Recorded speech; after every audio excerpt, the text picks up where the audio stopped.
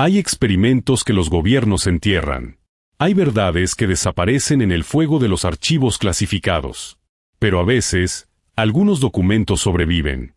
Lo que estás a punto de descubrir no es ficción. No es conspiración. Es un hecho probado, confirmado por el propio Congreso de los Estados Unidos.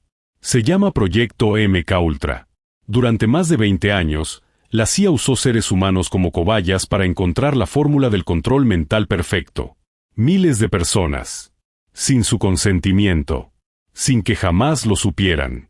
1950, el mundo vive en pánico. La Guerra Fría entre Estados Unidos y la Unión Soviética no solo es una guerra de armamentos. Es también una guerra de mentes. Los reportes de la CIA alertan sobre algo perturbador. Soldados americanos capturados en Corea del Norte están regresando cambiados. Dicen cosas que no tienen sentido. Aceptan falsas culpas. Parecen programados. Los militares americanos tienen un nombre para esto: lavado de cerebro. Y tienen una pregunta urgente: ¿pueden los soviéticos realmente controlar la mente humana? La respuesta que encontraron los llevaría a cruzar una línea que jamás debieron cruzar. 13 de abril de 1953. El director de la CIA, Allen Dulles, firma un memorando altamente clasificado. Su contenido es inquietante. Autoriza el inicio de investigaciones sobre control del comportamiento humano usando cualquier medio necesario. Sin límites éticos. Sin supervisión externa. El proyecto tiene un nombre en código: MKUltra. La M y la K vienen del prefijo del Operations Directorate de la CIA. Ultra era el nivel más alto de clasificación. Por encima de Top Secret. Un programa invisible para el presidente. Invisible para el Congreso.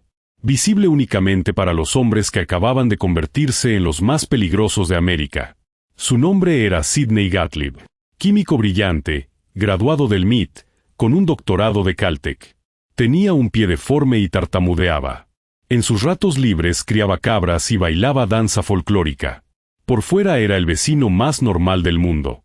Por dentro era el hombre que la CIA había elegido para dirigir el programa de control mental más oscuro de la historia americana. Gottlieb supervisó personalmente más de 150 subproyectos. Controlaba un presupuesto secreto de millones de dólares. Su misión era una sola: encontrar la manera de destruir y reconstruir la mente humana a voluntad. El arma elegida fue el LSD. El dietilamida de ácido lisérgico era una sustancia tan nueva que apenas se conocían sus efectos. Gottlieb estaba convencido de que podía ser la llave para abrir la mente humana.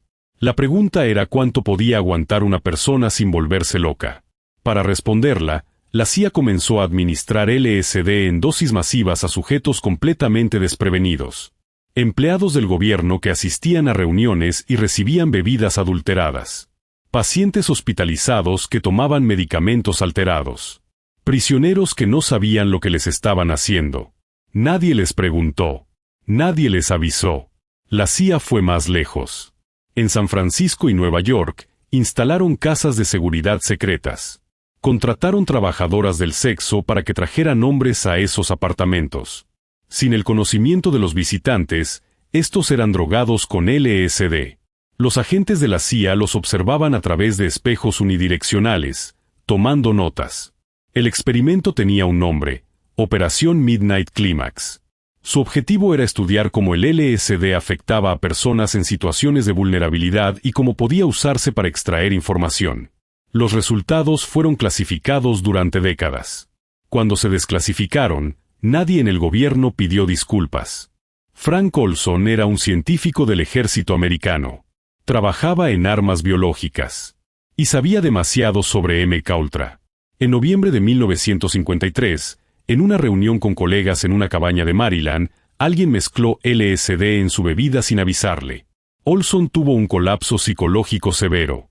Días después, en un hotel de Nueva York, cayó desde el 10º piso. La CIA declaró que fue un suicidio. Su familia nunca lo creyó.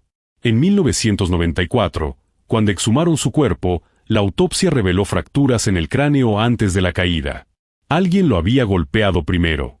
Los sujetos de MKUltra no solo recibieron LSD. El programa incluía electroshocks en voltajes extremos. Privación de sueño durante días. Hipnosis forzada. Tortura psicológica prolongada. Aislamiento sensorial total. Drogas combinadas en cócteles experimentales. Había subproyectos dedicados a niños, a veteranos de guerra, a personas de bajos recursos que acudían a clínicas gratuitas. Ninguno sabía que participaba en experimentos. Muchos quedaron con daños neurológicos permanentes. Algunos nunca recuperaron la coherencia. La CIA lo documentó todo con frialdad burocrática, como si fueran datos de laboratorio, no seres humanos. Evan Cameron era uno de los psiquiatras más respetados del mundo. Fue presidente de la Asociación Americana, Canadiense y Mundial de Psiquiatría. Nadie sospechaba lo que hacía en el Instituto de Montreal, financiado en secreto por la CIA.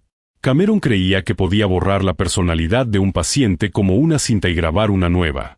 Sometió a sus pacientes a electroshocks de hasta 40 veces la dosis normal. Los mantenía dormidos semanas enteras con drogas. Y les reproducía mensajes repetitivos con parlantes durante el sueño. Llamó a su técnica despaternización. Sus víctimas nunca volvieron a ser las mismas. Entre los 153 subproyectos de MKUltra, algunos están aún clasificados. De los que se conocen, hay uno especialmente perturbador: experimentos en niños. Huérfanos. Hijos de familias pobres que acudían a programas de asistencia social. Niños en instituciones del Estado que no tenían a nadie que los defendiera. Se les administraban drogas para estudiar cómo afectaban el desarrollo neurológico. Se les sometía a traumas controlados para examinar disociación psicológica. Los documentos que quedaron son escasos.